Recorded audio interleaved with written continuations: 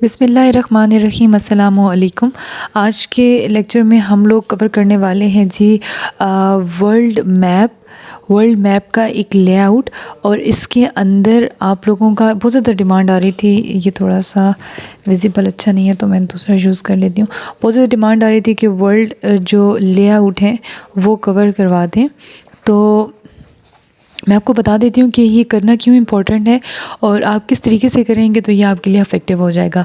देखिए, world map से आपको ये पता चल जाएगा कि जब आप लोग करेंगे ना, अपने पूरे वर्ल्ड के जब डिवीज़न कर लेंगे, जिस तरीके से हमारे पास एक ये हॉरिज़ॉन होता है, एक हमारे पास इस तरीके से डिवीज़न होती है, 2 डिवीज़न्स होती हैं ना हमारे पास, ऊपर नीचे आएँ दाएँ बाएँ, जो भी हमारे पास डिवीज़न्स होती हैं उससे पता चल जाता है हमें कि हमारे पास कौन सा कॉन्टिनेंट किस एरिया में लाई करता है, पहली बात। दूसरी बात, आपको इससे ये पता चल जाता है कि टोटल नंबर ऑफ़ हमारे पास कॉन्टिनेंट्स कितने हैं, सबसे बड़ा कौन सा है, सबसे छोटा कौन सा है, कौन किसके पास है। अच्छा, अगर डायरेक्टली ये क्वेश्चंस ना आए ना, फॉर इंस्टेंस अगर डायरेक्टली ये कॉन्टिनेंट्स के बारे में क्वेश्चंस ना आए तो आप लोगों से कुछ ऐसे क्वेश्चंस पूछे जाएंगे जो होंगे इसी तरह जनरल नॉलेज के वर्ल्ड के ही कंट्रीज़ में से ही होंगे, लेकिन आप लोगों को ये मैप तब हेल्प करेगा। ठीक है, अभी क्वेश्चन किस तरीके से होंगे ये मैं आप लोगों को यही रिकमेंड करूँगी कि आप लोग काइंडली ये करने के बाद जेके के वर्ल्ड मैप के क्वेश्चंस निकाल के दफ़ा सॉल्व कर लीजिएगा। ठीक है, आप लोगों को आइडिया हो जाएगा कि ये आपको किस हद तक हेल्प कर देंगे। लेकिन ये मेरा मानना है कि ये बहुत हेल्प करता है for world layout general questions, और आते हैं इस तरह के जनरल नॉलेज के क्वेश्चन। ठीक है, तो जी जल्दी से स्टार्ट करते हैं। मैं इस तरह करती हूँ कि यहाँ पे ना एक बनाती हूँ सेब, पता है ना आपको, जिस तरह सेब होता है। अब वैसे ही सेब होता है भाई यहाँ पे मेरे पास।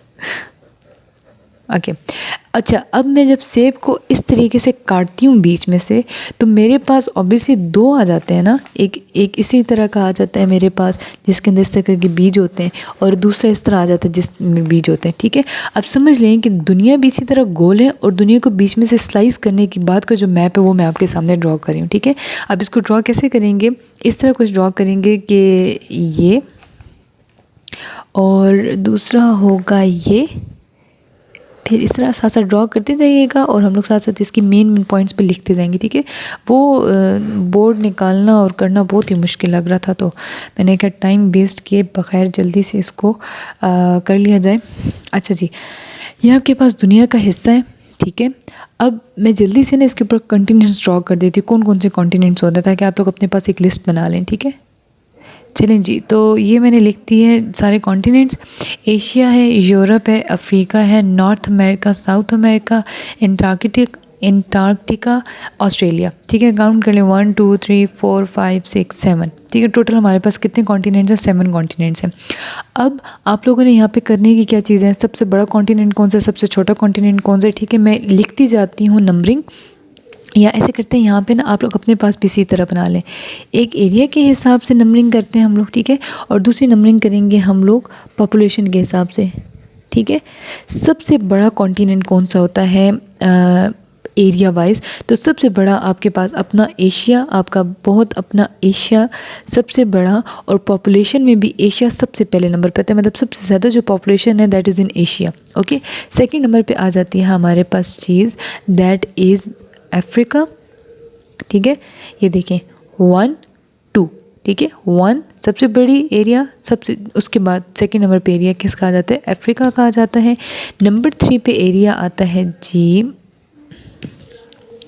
नंबर 3 पे एरिया आ जाता है 1, इसको तरीका भी इसी तरह याद रखना है, 1 2 3। नॉर्थ अमेरिका आ जाता है आप लोगों के पास तीसरे नंबर पे। डन, अच्छा लिखते जाएं अपने पास सारा कुछ। चौथे नंबर पे कौन सा आता है, यहाँ से देखिएगा 1 2 3 एंड फोर्थ नंबर पे आ जाता है आपके पास साउथ अमेरिका।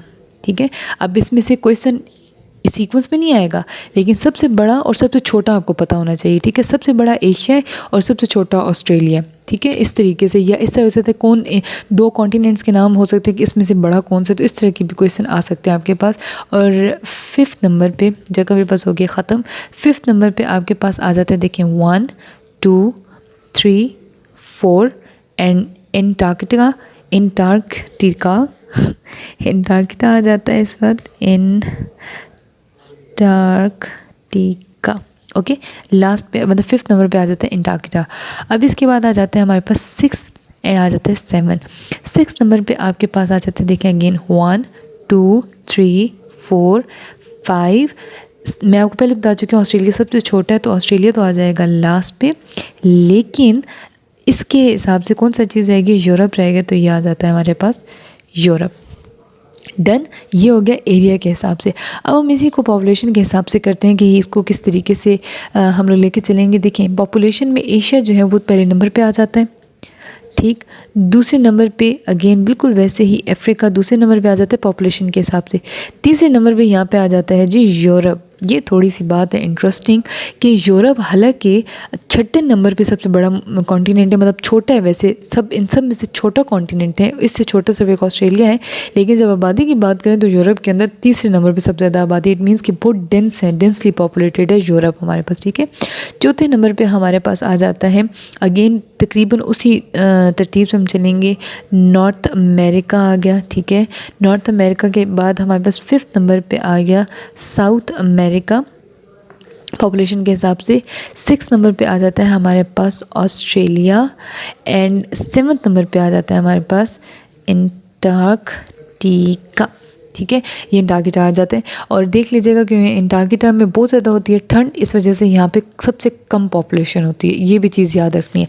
अब मेन क्या चीज़ होगी आपके पास, ये वाली चीज़ होगी, ये वाली चीज़, ये वाली चीज़ एंड ये वाली चीज़। अगेन सीक्वेंस याद कर लीजिएगा कौन किस तरीके से सीक्वेंस है, ठीक। अब अगली जो चीज़ है देखने वाली वो ये है कि जो पूरी दुनिया है ना वो इस तरह डिवाइड हुई हुई है, हॉरिजेंटल भी और फिर वर्टिकली भी, ठीक है। अगर आपसे ये पूछा जाए कि कौन से कॉन्टिनेंट्स हॉरिजेंटल से ऊपर हैं, तो हॉरिजेंटल से ऊपर है आपके पास North America, Africa, Europe, Asia, और इससे नीचे कौन कौन से, ये 3 नीचे हैं, ठीक है। आपसे ये पूछा जाए कि ऊपर वाला पोर्शन कौन सा, नीचे वाला कौन सा, तो ऊपर वाला जो है वो नॉर्थ होता है और नीचे वाला क्या होता है हमारे पास, साउथ होता है, ठीक है। नॉर्थ एंड साउथ, यहाँ पे नॉर्थ एंड इसको काट के ले देती है यहाँ पे साउथ, ठीक हो गया। नॉर्थ हो गया एंड साउथ हो गया हमारे पास। इसके बाद बात आ जाती है हमारे पास कि इन दोनों के क्या नाम होते हैं, तो आपको नाम पता ही होंगे, ये वेस्ट है और ये ईस्ट है। अब देखिए western countries and eastern countries, इस तरीके से भी आप लोगों को क्वेश्चन प्रिपेयर होने चाहिए। ये वेस्टर्न कंट्रीज़ हैं और ये कौन सी ईस्टर्न कंट्रीज़ हैं, ईस्टर्न, मशरकी, और इस तरह के हम लोग बातें करते रहते हैं, ये सारी बातें इसके अंदर आ जाती हैं, ठीक है। अच्छा जी, अब दो सिर्फ वैल्यूज़ यहाँ पे ज़रा याद रखने वाली हैं कि हम लोगों ने अपनी आसानी के लिए ना 2 लाइन्स यहाँ पे और मैं ड्रॉ कर रही हूँ। देखिए ये अनसर्टेन है कि क्या चीज़ हमें तैयार करनी चाहिए, क्या नहीं करनी चाहिए। ये छोटी छोटी चीज़ें पता होनी चाहिए जनरल नॉलेज के हिसाब से भी, लेकिन ये आ जाती हैं, ठीक है। आप इसके दफ़ा MCQs लाजमी कर लीजिएगा ताकि आप लोगों को ईजी हो जाए, समझ आ जाए कि किस तरीके से प्रिपेयर करनी है। अच्छा, वो जो लोग पूछ रहे थे ना, 1-2 चीज़ें मैं यहाँ नज़र पड़ गई है। ये देखें, ये है नोट्स में, मेरे नोट्स की मैं बता रही थी, गवर्नर सिंध, पंजाब, KP के उस टाइम पे जो थे वो मैंने लिखे हुए। चेयरमैन कौन से थे, FATA issues this should be join to KP के,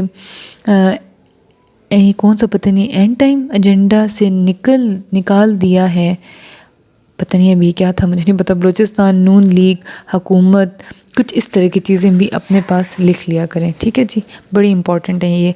इसी तरीके से आप लोगों की टेस्ट की अच्छी प्रिपरेशन होगी। ओके, हम क्या कह रहे थे कि हम लोगों ने 4 लाइंस भी मज़ीद याद रखनी है, एक ये लाइन, एक ये लाइन, एक ये लाइन, एक ये लाइन। वैल्यूज़ बड़ी आसान है याद रखने के लिए, 66 हाफ एंड 23 हाफ, ठीक है। 23 हाफ, 66 हाफ। ये क्यों याद करें, तरीका इस वजह से कि आपको पता चल जाएगा कि कौन सा किधर लाई कर है। इसको हम लोग कह लेते हैं आर्कटिक सर्कल, आर्कटिक सर्कल बोलते हैं इसको, एंटार्कटिक सर्कल बोलते हैं, ठीक है। इसको tropic of cancer, Capricorn, tropic of Capricorn, और इसको बोलते हैं ट्रॉपिक ऑफ कैंसर। लिख लें अपने पास, मेरे पास अब किधर मैं लिख के दूँ आपको, लेकिन अपने पास लिख लीजिएगा, ठीक है। जो मैंने ओवरऑल बातें की है ना, ऐसे रीडिंग की है मैंने, आपने भी सिर्फ रीडिंग करनी है, बनाने के बाद रीडिंग कर लें कि अच्छा ये क्या था, आर्कटिक सर्कल था, अच्छा ये क्या था, एंटार्कटिक सर्कल था, ठीक है जी, हो गया। ये क्या था, ट्रॉपिक ऑफ कैंसर था, ये क्या था, ट्रॉपिक ऑफ कैप्रिकॉन था। बस सिर्फ एक दफ़ा दिमाग से निकली हुई चीज़ बहुत अच्छी होती है, ठीक है। एक दफ़ा आप लोगों को आइडिया हो जाए कि कौन सी चीज़ किस तरीके से है, ताकि आप लोगों को आगे जाके परेशानी ना हो, ठीक है जी। ये आप लोगों की टोटल बात हो जाती है सारे कॉन्टिनेंट्स की। अब जल्दी से देख लेते हैं इसके अंदर ओशंस कौन कौन से होते हैं। तो ओशंस टोटल जो होते हैं वो आपके पास होते हैं 5 ओशंस के नाम होते हैं आपके पास, लिख लें, ये भी बड़े इंपॉर्टेंट हैं आपके पास। देखिए ज़्यादा से ज़्यादा भी कितनी वीडियो हुई है, 10 मिनट की वीडियो हुई है, बहुत भी लगा 5 मिनट और लगेंगे और आपके ये 15 मिनट का तैयार हो जाएगा। 15 मिनट लगा लें इस पर ताकि आप लोगों का ये अच्छे से तैयार हो जाए। पैसिफिक ओशन होता है एक हमारे पास, एक होता है एटलांटिक ओशन, ठीक है, पूरा नहीं लिख लीजिएगा अपने पास। एक होता है Indian ocean, Arctic ocean, southern ocean होता है या एंटार्कटिक ओशन होता है, ठीक है, एंटार्कटिक लिख लें, ज़्यादा फेमिलियर होंगे आप इससे। अब हम लोगों ने देखना है सबसे बड़ा ओशन कौन सा, सबसे छोटा ओशन कौन सा है, लिख लें अपने पास। अगेन इंपॉर्टेंट है आपको वर्ल्ड लेआउट के अंदर। तो सबसे बड़ा ओशन है आपके पास Pacific ocean, number 1 Pacific ocean, ठीक है, क्योंकि पैसिफिक ओशन जहाँ पे भी है, पैसिफिक ओशन जहाँ पे भी, ठीक है, सारा पैसिफिक ओशन फैला हुआ है।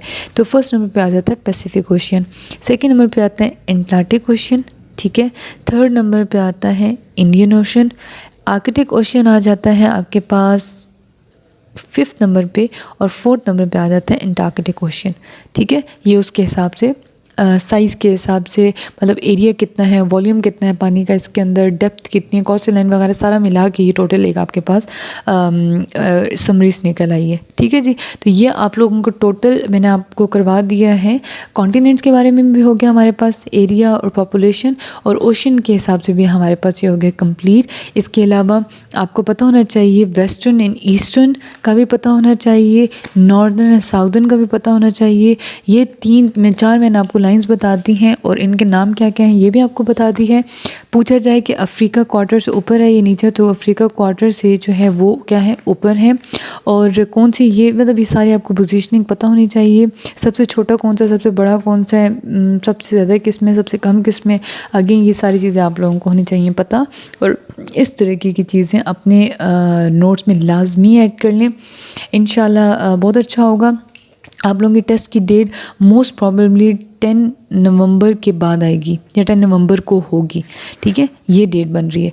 तो अब टोटल आपके पास दिन रह गए हैं जी, आज क्या डेट है, एक सेकेंड, आज डेट है 21 अक्टूबर। 21 अक्टूबर से लेकर 10 नवंबर तक आप अपना एक बनाएं अच्छा सा टाइम टेबल, ठीक है, वो हमारे साथ शेयर करें और फिर हम डिस्कस कर लेते हैं उस पर। एक अच्छा टफ सा टाइम टेबल बनाना है आप लोगों ने, ठीक है, नहीं तो हम खुद बना लेते हैं अभी, मतलब मैं आपको एक टाइम टेबल दे सकती हूँ, वो जो मैंने दिया था वो तो सिर्फ डिस्कशन थी, एक मशवरा था। लेकिन अगर आप लोग एक अच्छा टाइम टेबल चाहते हैं तो बताइएगा, इंशाल्लाह ज़रूर एक टाइम टेबल बना दूँगी आप लोगों को, उसको फॉलो करें, स्ट्रिक्टली फॉलो करें। बुक रीडिंग आप लोगों की अभी तक हो जानी चाहिए थी, अगर नहीं हुई तो मैं अब कुछ नहीं कह सकती। मैं पहले दिन से आपसे कह रही हूँ कि बुक रीडिंग लाजमी करें, नोट्स अपने पास लाजमी बना के रखें। अब सही वाला टफ़ रिवीजन हमने टाइम देना है ताकि अच्छी तरीके से हमारी रिवीजन हो जाए, ठीक है जी। ओके, अल्लाह हाफिज़।